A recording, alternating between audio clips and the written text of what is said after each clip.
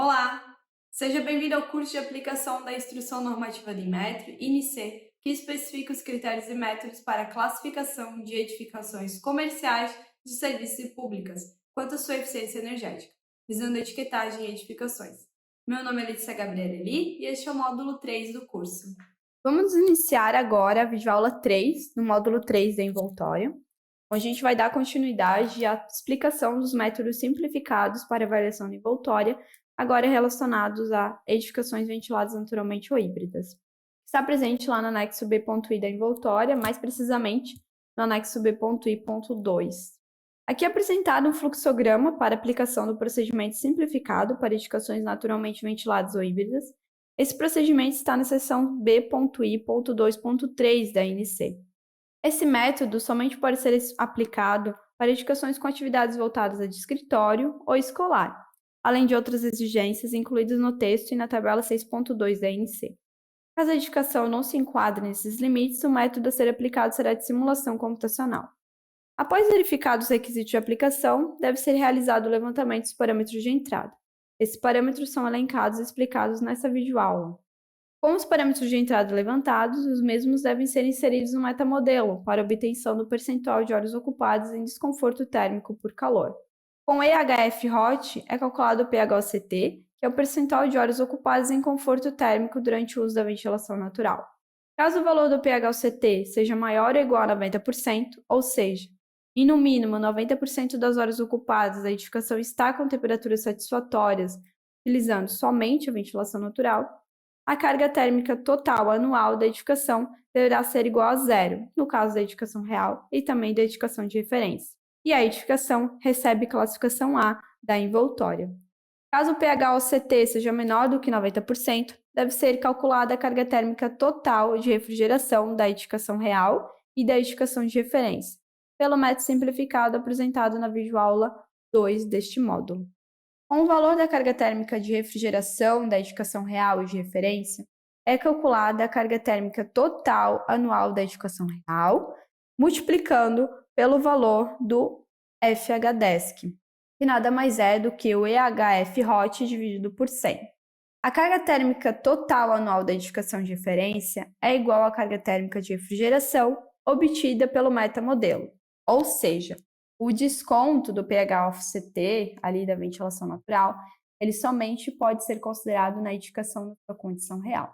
É importante destacar que tanto o EHF-HOT quanto o FHDESC, eles são obtidos no metamodelo para edificações naturalmente ventiladas, ou híbridas. Com base na carga térmica total anual da edificação real e da edificação de referência, são realizados os demais procedimentos para a determinação da classe da envoltória da edificação. Em resumo, este procedimento simplificado avalia edificações ventiladas naturalmente ou híbridas, portanto, seu resultado é o percentual de horas ocupadas em conforto térmico durante o uso da ventilação natural, o PHOCT. E, posteriormente, com o método simplificado para edificações condicionadas artificialmente, é calculada a carga térmica de refrigeração e depois descontado ali o aproveitamento da ventilação natural para a edificação real. Mostrando agora a efetiva aplicação do método, para contextualizar, o método ele deve ser utilizado para a obtenção da fração de horas excedentes no ano, que é estimada com base nos limites de 80% de aceitabilidade térmica da zona de conforto do modelo adaptativo da ASHRAE 55.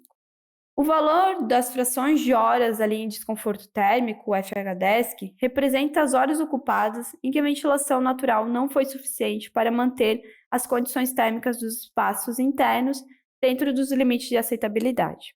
É com base com essa fração que calculamos o percentual de horas ocupadas em conforto térmico durante o uso da ventilação natural.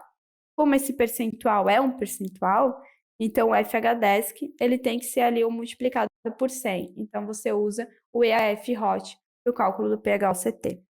Mostrando agora o cálculo da carga térmica total da edificação, vocês vão ter calculado a carga térmica da refrigeração da edificação real, e com esse valor, vocês vão multiplicar pela fração de horas excedentes. Então, vocês vão pegar a CGTR e multiplicar pelo FHDESC. Lembrando que isso é sempre somente para a edificação real.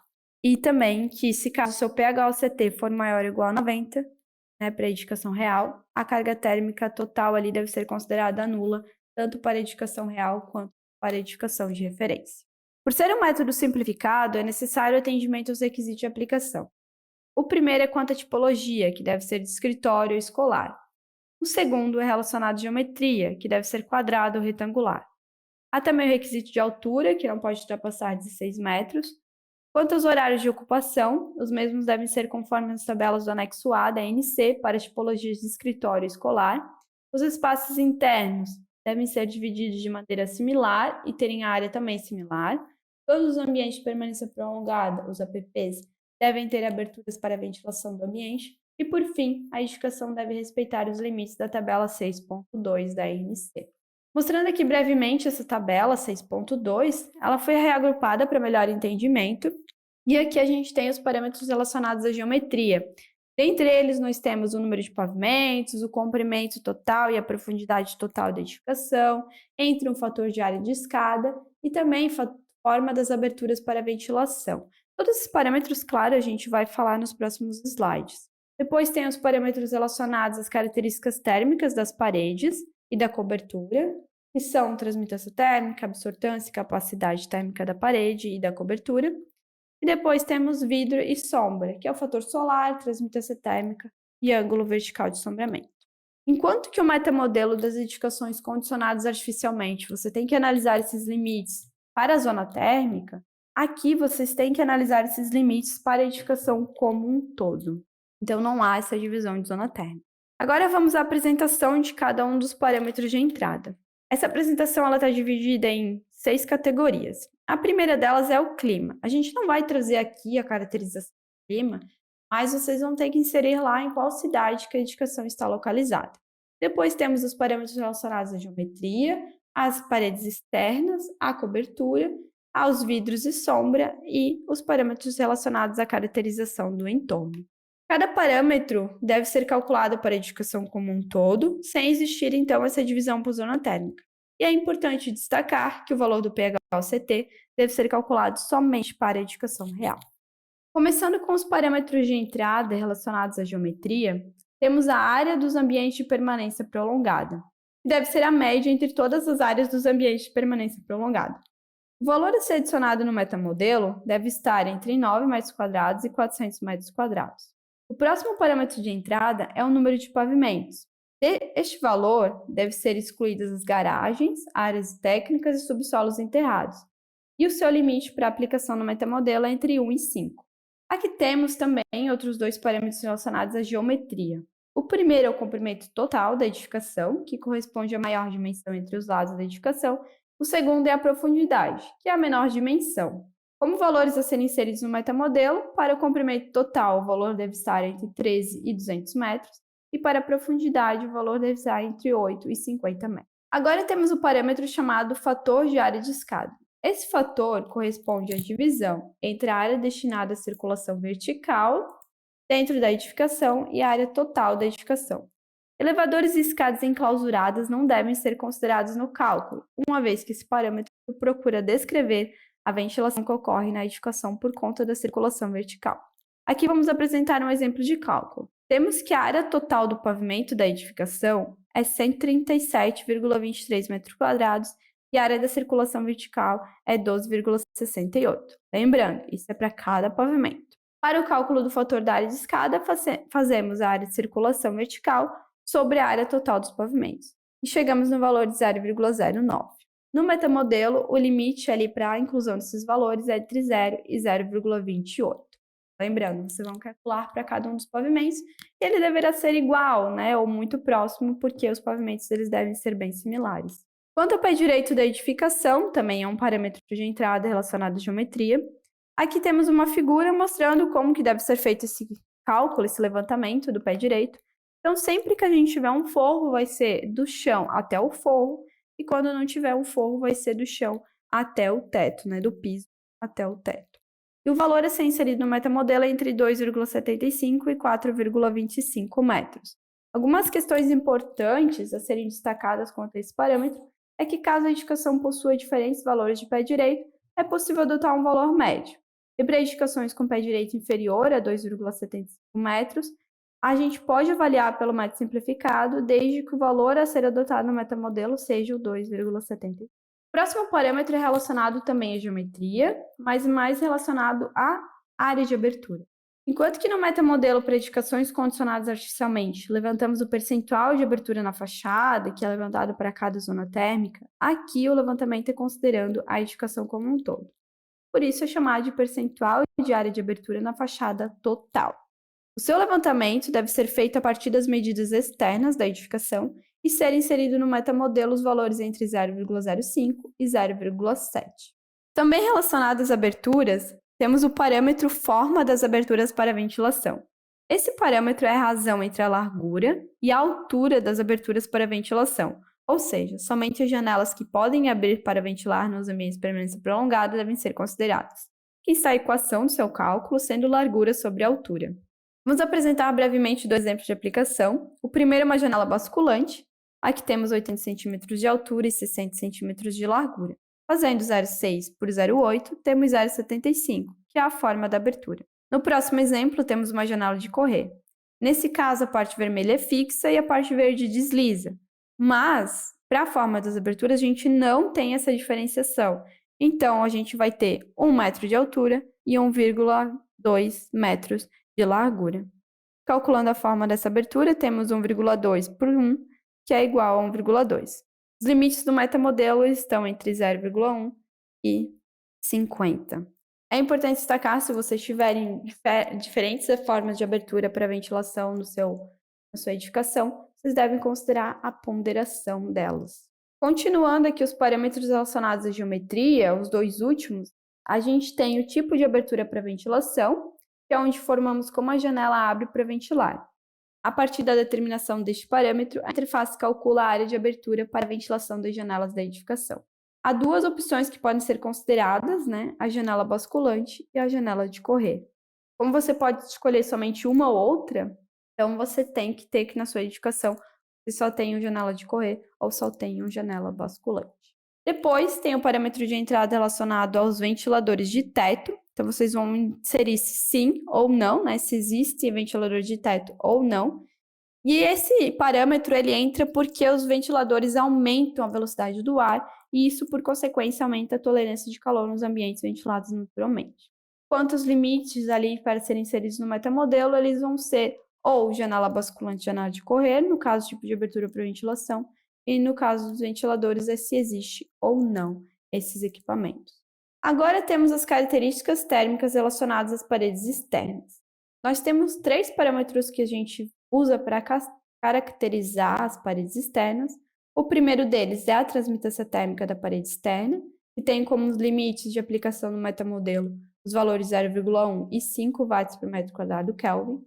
Depois temos a capacidade térmica da parede externa, que tem os valores a serem inseridos no metamodelo devem estar entre 40 e 500 kJ por metro quadrado Kelvin. E, por fim, a absortância solar da parede externa, que o valor deve estar entre 0,2 e 0,8.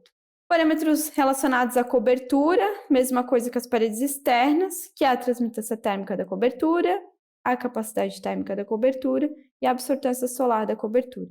Aqui o que muda nos limites é a capacidade térmica da cobertura e o valor ele fica entre 10 e 400 kJ por metro quadrado Kelvin.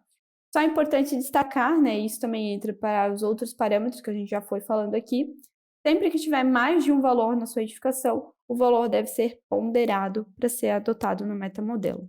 Depois temos os parâmetros relacionados aos vidros e sombras. O primeiro é o fator solar do vidro, e o valor a ser inserido no metamodelo é 0,2 e 0,8, e a transmitância térmica do vidro, que tem como limites os valores de 1 e 6 watts por metro quadrado Kelvin. Quanto às sombras, temos o ângulo vertical de sombreamento, o AVS. Esse ângulo é referente às proteções horizontais, sendo medido no plano vertical, ou seja, em relação ao corte da edificação. Da mesma forma que os demais parâmetros, então, o seu valor ele deve ser ponderado sempre que tiver mais de um ângulo de sombreamento na edificação. Vamos apresentar alguns exemplos de AVS. O primeiro tem 15 graus, o segundo 30, o terceiro corresponde a 45.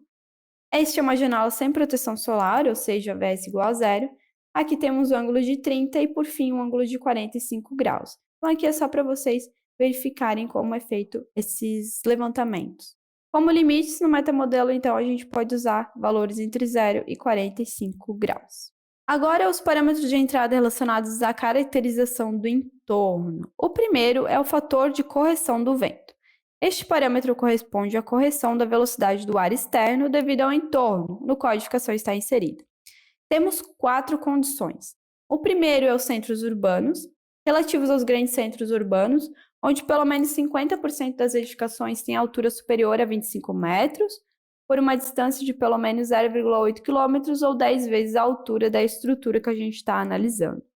O segundo são as áreas urbanas, suburbanas, industriais e florestas, que são as áreas ali onde a gente tem essas caracterizações do entorno, onde as obstruções são separadas aproximadamente ali entre os terrenos.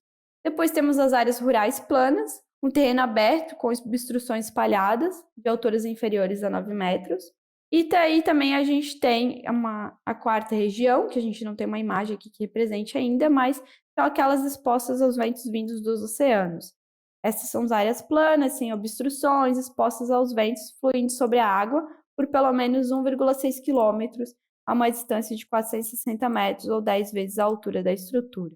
E o valor ali a ser inserido no metamodelo é conforme a definição que a gente explicou aqui. Depois temos também os obstáculos do entorno. Esses obstáculos eles são definidos em função da taxa de ocupação do local em que a edificação se encontra. Essa taxa de ocupação pode ser calculada, devendo-se, neste caso, considerar todos os obstáculos que estão contidos dentro de 2 vezes a altura da edificação que está sendo analisada, ou determinada a partir do plano diretor da cidade em que a edificação se encontra, quando este plano for existente. Então, a gente tem algumas taxas de ocupação aqui, né?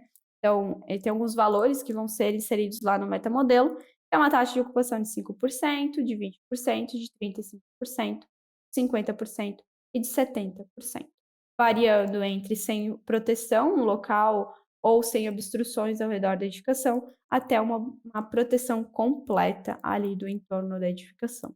E também os valores a serem inseridos no metamodelo é conforme a definição. Feito o levantamento de todos os parâmetros de entrada, vocês devem inseri-los lá dentro da interface web para esse metamodelo e para esse método simplificado. E obter, então, os valores do EHF, HOT e do FHDESC. E, posteriormente, fazer o cálculo do PHOCT. E lembrando, essa inserção de parâmetros ela deve ser feita somente para a edificação real. Agora vamos apresentar um exemplo de cálculo da carga térmica total anual da edificação, no caso de avaliação ali do percentual, né, de aproveitamento da ventilação natural. O primeiro passo é calcular o percentual de horas ocupadas em desconforto térmico, o EHF-HOT, e a fração de horas excedentes por calor, o FHDESC, pelo procedimento do item B.I.2.3 da ANC. Feito isso, a gente pode calcular o percentual de horas ocupadas em conforto térmico durante o uso da ventilação natural, o PHOCT, conforme a equação do slide. Se o PHOCT for maior ou igual a 90%, como a gente já mencionou, passos 3 e 4 que eu vou apresentar em seguir não precisam ser seguidos, e o valor da carga térmica total da edificação real e de referência é considerada a zero, a redução de carga térmica do real em relação à referência é considerada 100%, e a classe da envoltória é igual a A. Mas, caso não atender esse valor de 90%, o terceiro passo é o cálculo da carga térmica de refrigeração anual para a edificação real e para a edificação de referência, de acordo com o método apresentado na videoaula 2 deste módulo, que é aquele método simplificado para edificações condicionadas artificialmente. O quarto passo é o cálculo da carga térmica total anual da edificação real. Neste passo é utilizada a equação B.I.2, presente no anexo B da ANC, onde a carga térmica de refrigeração anual é multiplicada pela fração de horas excedentes obtida no passo 1. Este é o valor a ser utilizado na classificação de eficiência energética da edificação. Aqui temos algumas ressalvas. A carga térmica de refrigeração anual da edificação de referência não deve ser multiplicada pela fração de horas excedentes, e caso a edificação real apresente percentual de horas ocupadas em conforto térmico durante o uso da ventilação natural maior ou igual a 90%, a classificação da envoltória é automaticamente A. Claro que tudo isso a gente já falou, né, nos slides anteriores, mas é bom sempre enfatizar, por isso que eu estou aqui repetindo e repetindo e repetindo. E caso a classificação da edificação seja geral, o cálculo do consumo de energia primária irá contabilizar somente os demais sistemas, sem condicionamento de ar, tanto para a edificação real quanto para a edificação de referência. Então, no caso do PHOCT ser maior ou igual a 90, para a classificação geral da edificação, não são contabilizados ali, então, o consumo do condicionamento de ar. Agora vamos apresentar um exemplo. Neste exemplo, temos como o EHF hot obtido igual a 35% e o FHDESC igual a 0,35. Agora calculamos o valor do PHOCT conforme a equação apresentada no passo 2. O valor obtido foi de 65%, portanto é menor do que 90%, e precisamos calcular a carga térmica de refrigeração da edificação real e da edificação de referência. Com a carga térmica de refrigeração anual da edificação real estimada igual a 125 kWh/ano, seguimos para o passo 4, que é o cálculo da carga térmica total anual da edificação real. Esse cálculo é feito multiplicando, então, a carga térmica de refrigeração anual pela fração de horas excedentes, obtida no passo 1. Neste caso, temos 125 multiplicado por 0,35. Com isso, chegamos no valor de 43,75 kWh por ano de carga térmica total anual, ou seja, o sistema de condicionamento de ar terá que tirar da edificação 43,75 kWh anuais. E é este o valor que deverá ser utilizado para a classificação da envoltória e também para a classificação geral, quando for o caso. E daí vocês seguem ali os passos de classificação que já foram apresentados na videoaula 1 deste módulo. Por enquanto ficamos por aqui. Na próxima videoaula mostraremos a apresentação da professora Ana Paula Mello sobre o método de simulação termoenergética presente no anexo C.I da ANC. Até lá!